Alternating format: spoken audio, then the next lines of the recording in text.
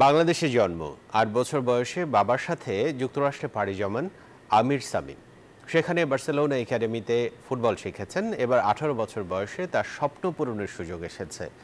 লাল সবুজ জার্সি গায়ে বাংলাদেশকে প্রতিনিধিত্ব করা ও হামজার পাসে গোল করার স্বপ্ন।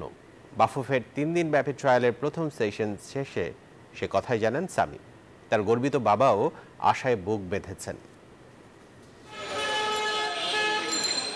নিউ ইয়র্কের বার্সা একাডেমিতে ফুটবল শেখা ১৮ বছর বয়সী তরুণ ফুটবলার আমির সামি ফরওয়ার্ড পজিশনে খেলতে স্বাচ্ছন্দ্য বোধ করেন। বাফুফের ট্রায়াল শেষে নিউজ 24-কে জানান হামজা সমিতদের সঙ্গে খেলতে মুখিয়ে আছেন তিনি। বান্ডেল থাকলে প্রতি সেনমানিতে টাকা বাঁচবে। বিকাশ সেনমানি বান্ডেল কিনে জিতুন প্রতি লেনদেনে।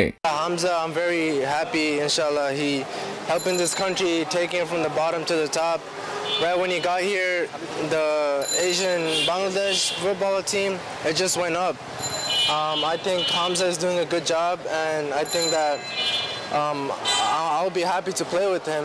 ক্লোজ ডোরেই হচ্ছে বাফুফের ঐতিহাসিক ট্রায়ালের প্রথম ২ দিনের আয়োজন। দিনের প্রথম সেশন ছিল অনূর্ধ্ব ১৯ বয়সীদের জন্য।